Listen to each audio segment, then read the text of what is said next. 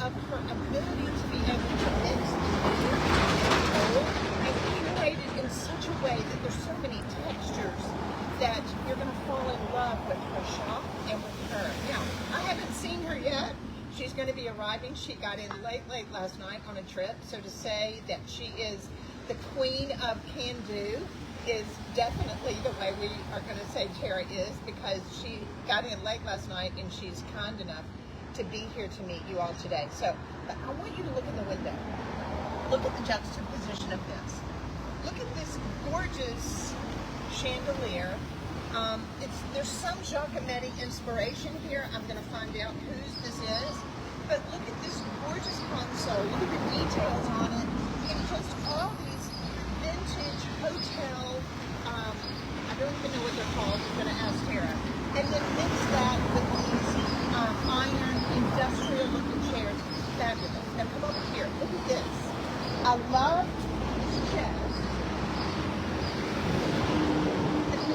On it is spectacular, but look at it with the juxtaposition of these cross crystal lamps, oversized shades, probably a 16th, 17th century mirror artwork here, and then look at this gorgeous sepia tone screen, which I'm just going to tell you, I know we're not supposed to covet, but I'm coveting these screens. They're absolutely beautiful. All right, are you ready? Let's go inside.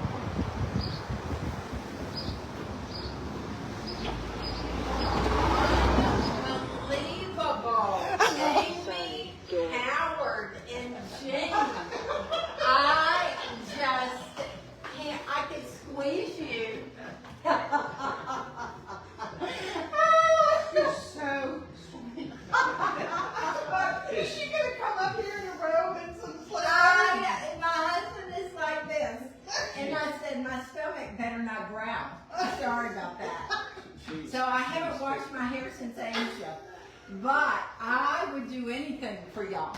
Do you understand that? She was speaking Vietnamese coming in here. She was like, oh, wait, no. You look fabulous. I you love fabulous. You so sweet. And my heart, I told somebody earlier, I said, my heart just goes pitty-pat. And they were like, no, what was it? What is Bambi? What did they say in Bambi? That you would always say, as far as when somebody loves something.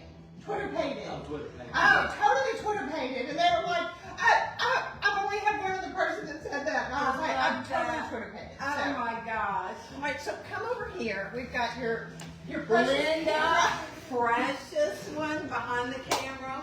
You know, Linda Hall is incredible behind the camera. She's been doing this since COVID, when the book launched during COVID, and we looked at one another and we said, are we going to sell 2 books? And we did an interview and they said, why aren't you doing videos? And I thought, well, all right, Linda, get out the camera. So we learned a lot over these years, but she's awesome. Yes. And you know, usually my husband, when he's doing the video, I said, why did you just video my rear end on this? Could you tell me that? But instead of She's got a good cameraman. I'm like, okay. Okay, so come here. We kind of, Linda and I talked. We've got a plan. I want. Is this your one? It is. Okay. Now, I want the people that are watching to know a little bit about you, because that's important. Okay. All right. So tell us, and I think what I'm most excited about today is for people to be able to, one, maybe they've never started collecting antiques. Oh wow. I want them to Yes. start collecting, and I want you to Okay. tell them what their first piece needs to be. Okay. But tell everybody, how did you get into this? Like, where did you start? And I have a female audience. Okay. Most of them are very creative. Their Okay. home is their muse.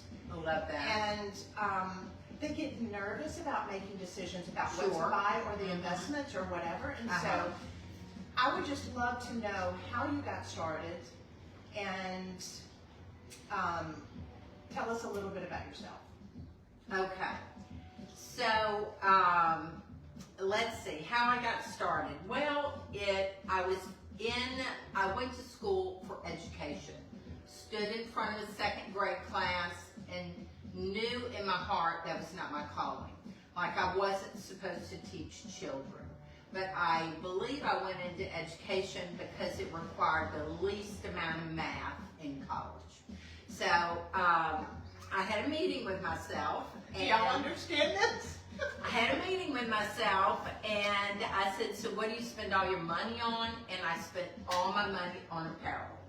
So I got a job as a buyer, and then a rep said to me, what in the world are you doing buying for this department store? You know, you could be a rep. So I flew to New York, went to the garment, got off Port Authority, went to the garment district, visited showrooms, and came home with multiple lines.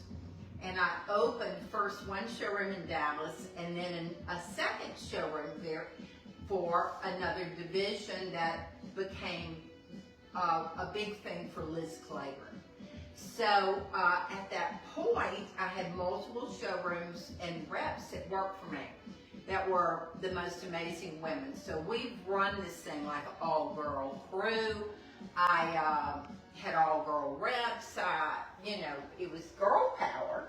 And not that I don't love guy power, because I sure do rely on a lot of men in my business because, you know, And our boys, Yeah. your guy, my guy, Uh-huh. our travel partners, Absolutely. our book carriers. When I go to the flea market in Paris and I'm buying all these books, and Yes. he's like, please don't ask me to carry those books. So, Gee, amazing, Do it amazing. anyway. But so, at that point, I had 2 showrooms. I then had enough money to buy one nice piece of furniture. So I didn't want to make a mistake. I'm just like your audience. I was petrified I would make a mistake. And so I was reading World of Interiors, Architectural Digest. Veranda had just come out, and Lisa Newsom had just started Veranda, you know, after the Southern accents thing.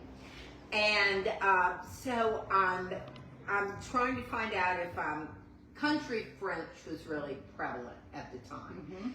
And I was trying to find out if I was Swedish, French, Italian. I saw all these different mixes. I remember Farrah Fawcett's home and seeing this huge side Twombly over antique piece in a 17th century Italian chest on stand. And of course, I had no idea the cost of a side Twombly.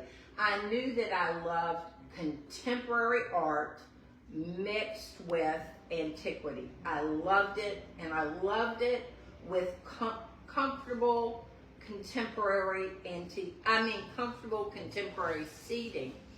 okay, so Jean's gonna let the delivery guy in. Okay. So I want to stop right here for a second. Okay. Those of you that are watching, and this is really important as far as the education process of it, because a lot of people are thinking that the art and the period of the furniture all kind of need to be the same. Right. And what you were saying about the juxtaposition of very contemporary art, which is what you have in Right. your shop, next to an antiquity, and that's a very curated, refined eye. Like, for you, it's very natural, but it is so elevated. Walk somebody through how it was the curating. Did it happen through looking at training your eye in magazines and books, or was it something in here that you were just like, that's what I love? Well, I just go back to being self-taught, because I believe we all have that gift in us. You know, if you have a love for your home, and like you said, your followers, their home is their muse. So I believe you follow your heart. And, you know, I represent artists here, contemporary artists, that appeal to my heart. And so we sell an abundance of art with this antiquity, but you know, it's really what you're drawn to. I say follow your heart, you know, collect art that you personally love, because this is really your curated collection. True. That's the most important thing, is to buy something that really you want to look at for, let's say, the rest of your life. Right. But if it's not the rest of your life, you're going to do like I did. You're going to start with this piece that you can afford in your main area, your living area. So I went out, you know, in my quest for my first antique, I was looking for a desk because, frankly, I was a workaholic. So I did a ton of work at a desk. So I wanted to love my desk. I turn the corner and I see an armoire, and it was love at first sight. So I had to really have a meeting with myself and say, okay, if someone else buys this armoire, doesn't end up in your home, are you going to regret it? And the answer was yes. And so I made my first big purchase, which was an armoire. I put it in my living room to house my media, like my television and stereo and whatnot. So that was the main attraction, my main focus in my main living area. And it was very important to me. And every time I looked at it, I swooned. I was so excited that I bought that.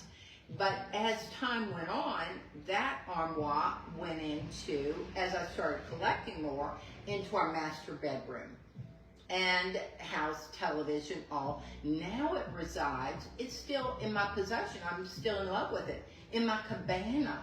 So, you know, I believe you recreate your home so you wouldn't wear the same clothes every day. Right. You recreate your Yes. home to re-inspire yourself. 100%. And so, And moving it around. yes, Poor very Judy. important. The other night, I was literally resetting the cocktail table, and I was resetting the chest and stacking things, and that brings me joy. I mean, it's fun. And so I did it as a child, and I still do it now. One of the things, there are a lot of things I love about this woman. I love that she expresses herself so beautifully with her clothes, with her apparel, with everything from her glasses to how curated it is in here. I love that she loves to work a lot, but and there's not a whole lot of people for me that I can connect with because of the story that we both had over all these years, but also the fact that she is so real and so genuine, and that she loves the Lord, and that she wants to share what is very joyful to her with other people. And so that's a very rare quality. And I was going to ask you, I was like, what brings you joy? What would you say when somebody says, and I know we're here and we're talking about design and we're talking about furniture, because there's so many things. But now at this point in your life, what brings you the most joy?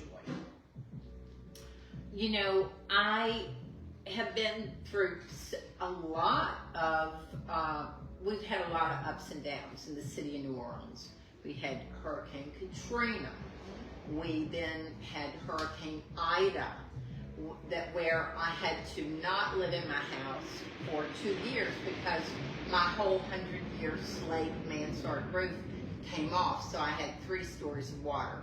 So, you know, I believe you reassess your joy. You know, I broke my leg and during that time period and had to have a rod in my leg.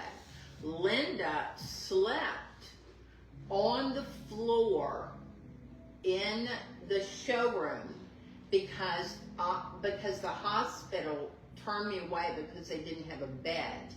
And my husband texted a surgeon that he knew that could do surgery, 2 days later. So when I think about it, we have, a ton of ups and downs here. And you have to remember, although I do get angry and upset, the people that God has surrounded me with, Linda sleeping on the floor next to me, sleeping on a Mies van der Rohe, my office, setting up the bed.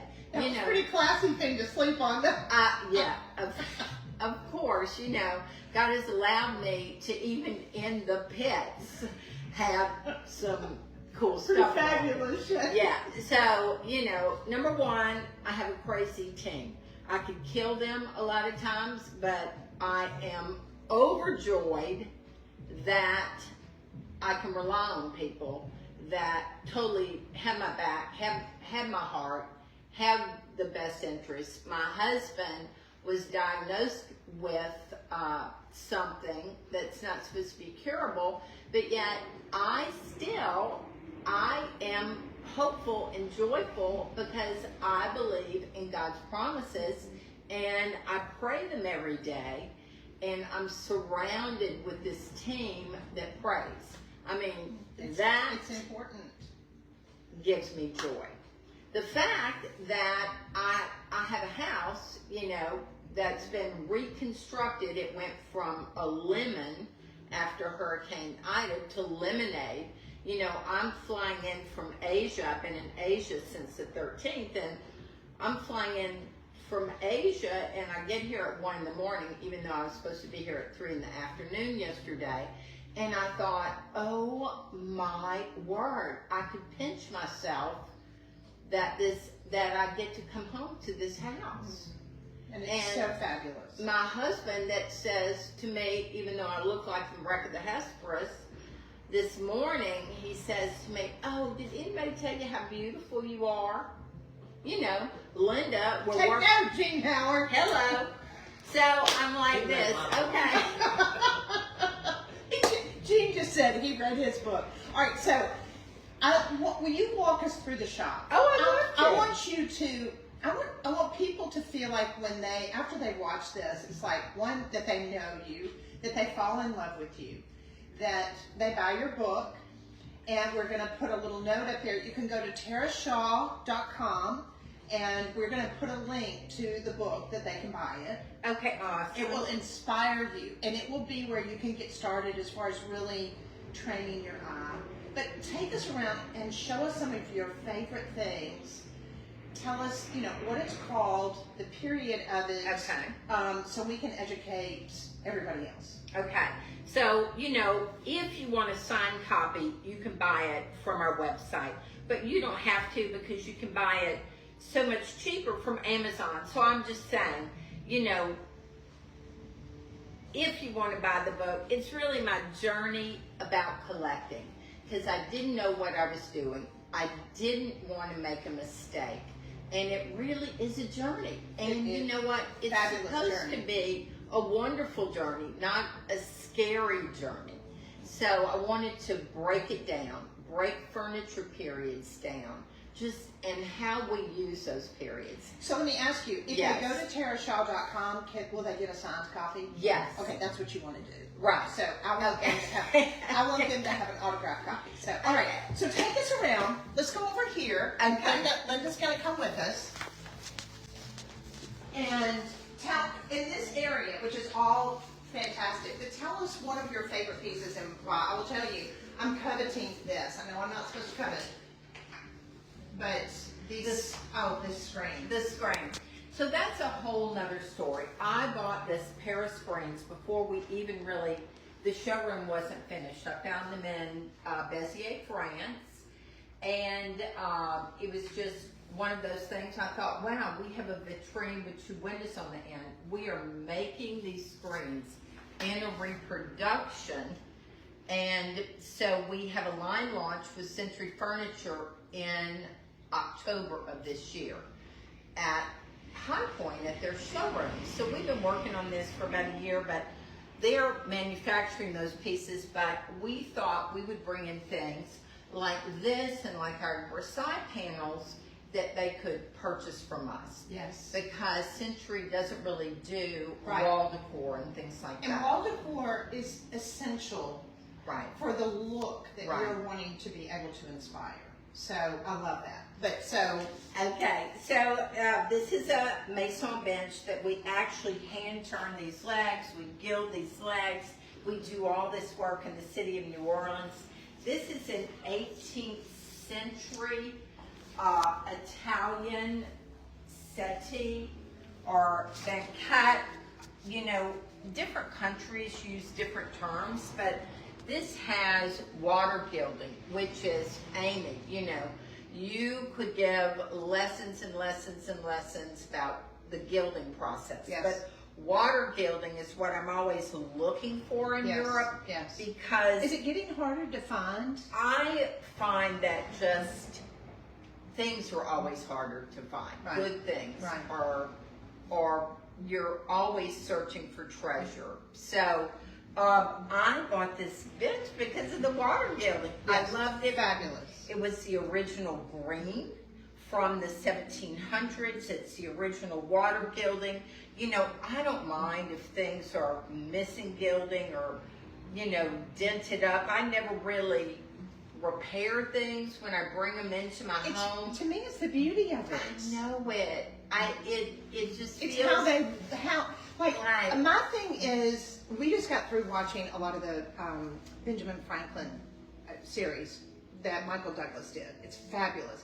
But their dress and how, you know, what they wore and the wigs, everything. And I think about what those people look like using this bench. I know. Can you imagine? No. The attire they wore. No.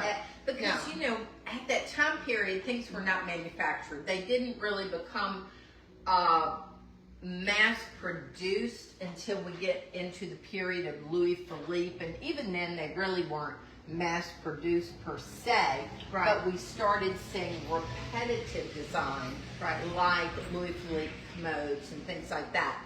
But so this was made for one person, and that's one of the things I absolutely adore about an antiquity, and especially if you want to have a home that reflects who you are, because when you buy something that is a true antique, that means that that was made for one person, and you're not going to see this bench again. Right. So you will not see this Spanish table again. That's So so tell us- important to me. This, you know what's Okay. funny to me is knowing the age on this piece, and I want you to be able to share with us, but the age on this piece, the style of it looks so new to me. Now, I Right. don't mean new that you would Right. see, because just the juxtaposition of playing off of a settee like this that's prissy, Right. which I love, but this feels almost new and fresh, even though it's very, very old. So Right. tell us about the Spanish table. So I bought this Spanish table in the south of France, even though it's Spanish, you know, furniture would travel. Right. So people would move and have second homes. But I was so attracted to it. I love beautiful warm woods. I could see this as a dining table or as a desk. I would certainly make this my desk, you know. Fabulous desk. And I'm always attracted to faces and hooves on feet. So I loved the detailed carving. You It's know, all fabulous. this was done by hand. Come, And then- I want you to get close enough so that way they can see. Look at this incredible iron stretcher. Now, you know, that was at the time when everything was basically hand forged. Right. So that's a hand forged stretcher in iron that connects the legs together.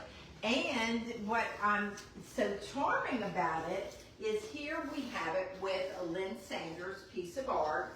And look how fresh this is. Just like Amy said, you know, even though this is from the 18th century or 1800s, this feels so fresh when it has the right juxtaposition. Of So course. you are looking for something that is going to make your home not look like grandmother's home, Right. but Right. look like Much more elevated Right. and curated. Exactly. So you wouldn't want to put an older 18th century landscape over this. It would make it feel, right. So I don't want to say anything negative to Right. other people, but this to me just elevates it, look at this table. This is a gorgeous farm table, trestle Right. table. But I love, would you call this a handkerchief chair? So yes, this is an Italian table, and they did whitewash at the base somewhere along the line. But you're going to see one of the things that I find so interesting when I buy antiquity is to see things like screws that are, 100 years old, and pegs, and look at the way they repaired Yes. Oh, I love this it. this plank on this table, and the way they plugged it right here. I'm fascinated by that. The but texture, yet- the visual textures Right, too. but yet I'm drawn to it. So I'm looking for imperfections, because in the book I say that's exactly what I want to come home to. I live a very imperfect life, and I don't want my home to be perfect. I want And people to comfortable. feel When- relaxed. I think and that's one comfortable. thing you need to Yes. remember. If we, as our own designers, or if we're working with the designers, if we have made it to where people feel that it's untouchable, or if it's not relatable, then I think we failed as bringing people into our home, which is, as a woman, is an extension of herself. Right. That they're like, I feel comfortable here, I'm not nervous about sitting on something, and I love, it's perfectly imperfect. Perfectly imperfect. That's what we embrace here. This is really our mantra. We don't really fit. If a leg is broken, of course we're going to Fix it. send it Right. to the repair Right. person and fix it. But I mean, we are selling this. Yes. It's a lifestyle. Yes. This is our lifestyle. We want people to feel that casual elegance when they go home, and it's not kid friendly. I mean, what kid could do? What child could Just use it. destroy something that's been 200 years Yes. in the loving Yes. with other families? Our puppies have destroyed this. Our easy too. Tell everybody, why would you put this Italian handkerchief chair with this very vintage, more provincial style table? For me, it's the hip factor. I love contemporary and mid-century. So it is using those elements with antiquity, I feel, that makes your home feel collected, Couldn't agree more. And here are these Those are chairs yummy. They're that- so yummy to me. so comfortable. And during this time period, what was happening during mid-century is they were understanding ergonomics, really how to make things more body contour. Right. So that's what I really like about these chairs, is the curvature in the back, and you can sit there and have dinner for hours and discuss all these wonderful things with your family and friends. And so I feel that it invites you into this setting. Yes, I couldn't agree more. One thing, as you span the showroom, there's a lot of linen, there's a lot of white, there's, it's like the white on the upholstery, is it on purpose that you do that? So you see the texture of the wood, that you see the water gilded mirrors and the antique mirror. Is there a reason for that? Do you feel that a fabric of a pattern or a color would take away? Talk about that. So I'm really not a pattern person. Of course, I love Versailles. We created Versailles fabric. We put it on upholstery and things like that. But when I'm dealing with something like an antique, I am going to want the beautiful patina. If we go back to the Swedish 18th century Trog sofa, this Now, is, say that again. What is that called? so this is an 18th century Swedish Trog. That's Traag, sofa. Trog, okay. And so this is a Belgian linen in a Yes. neutral. Yes. And of course, if you love pattern, you would maybe want to do a pattern with this beautiful green in it. For me, we kept it neutral because we wanted people to really see the patina of the wood. And so I feel that when we use Belgian linen, which we use on a lot of our pieces, it's because we are upselling the piece. We are saying, this is the importance of this, and we want you to notice I'm it. your sister from another mother. That's all I'm going to say. So here's something else I want you to realize. The furniture is the art. Art doesn't have to hang on the wall. When you make an investment, this is why I struggle so much with a lot of the companies that are producing furniture, because it's throwaway furniture. This is something you'll keep for the rest of your life. So if you think about something that you're going to buy and replace again and again, it's like, be true to yourself and start really collecting something, so that way, especially, you can go, that's what we bought at Tara's shop when we were in New Orleans. That's what we bought at the Paris flea market. You can remember. So it was funny, when we walked in here, Linda asked me, it was like, do you want me to make a list? I said, I've got to watch Gene and see what he's gravitated to, because it's a lot easier to buy something if I know he's excited about it as well. So, but I think this is absolutely a piece of art. Right, I totally agree with you. And then when you think that somebody hand carved this Rococo shell, each and Yeah, it'd be great to get a detail on that. That is so. on this, and all hand done. And then some, and I love, because you're wear, so yes. great with this. With your furniture, you know where to create wear, but this wear was It's real. born. It's real. This was born on this piece of furniture. In other words, people touch this area a lot. So, we embrace that. We love that. It's the character of it. Then we paired it with a mid-century Little Lyre coffee table from Europe. And it So has the lyre, Linda, can you get a picture as far as the lyre? That is a lyre. That's why that's called that, a piece of an instrument. So Right. Well, Yes, Lyre. not lyre. I'm going to go through. I want you to know, I'm going to go through. We could literally spend 3 hours in here. Like, I love you. it's I mean that. Yeah, I think you know that. Like, there's not a whole lot of places that I can go that I would walk in and say I wouldn't change anything. Like, nothing. Like, I could take it all home, and that makes me so happy. As you heard me say earlier, I'm totally Twitter-pated in here over everything. And my heart, I'm sure my blood pressure's gone up a lot. But I wanted you to meet her. I want you to get her book. I want you to go to Tara Shaw. I'm going to put a link in. I'll call my office.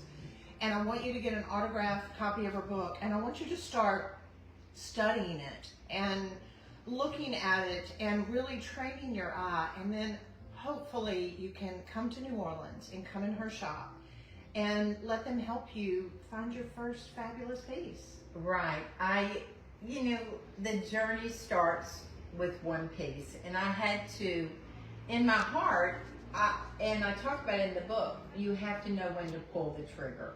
you know, a lot of people, I feel, miss things. They'll call us and they'll say, do you have such and such? You know, we look at it and Linda will say, no, we've sold that. Because, you know, this furniture goes coast to coast. Shippers come, you know, every day, every week. And so I think it's very important to listen to your heart, connect to what you love, start your collection, and embrace it. I think being happy in your home is probably one of the greatest joys. To walk into your home like I walked in at 1 this morning, and I thought I want to pinch myself, you know, with joy. Because I get to live here. Yes. Because I get to live here with these things that I've had the opportunity to collect. And it's been a wonderful journey, and it should be a fearless journey because, you know, what you're surrounded with is a reflection of who you are. And if you're drawn to something, that is your heart speaking to you.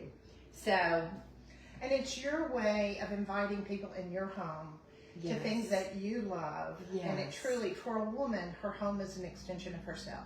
And sadly, a lot of our husbands will really never fully understand that. They love us, right. so they put up with it, as Gene Howard does. But thank you. oh, I hope you see now why Tara is such a love, and we love her, and we love every little tiny thing about her. She's absolutely fabulous, and she loves Jesus. So, What's Tara's favorite piece in here? oh yeah, what is your favorite piece? Oh boy. So, you know, what's your favorite child? You I know. can't. You know, I'm probably gonna talk about this cabinet. It was made by this famous cabinet maker in Italy that literally started this type of scribing. And it has been followed for generations. And Yeah, it's so spectacular. interesting. That's a museum piece. So Really.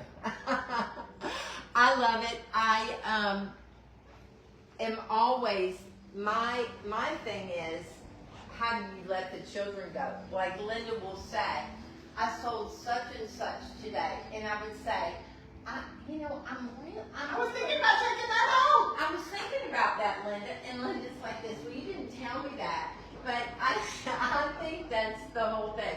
You have to let your children go.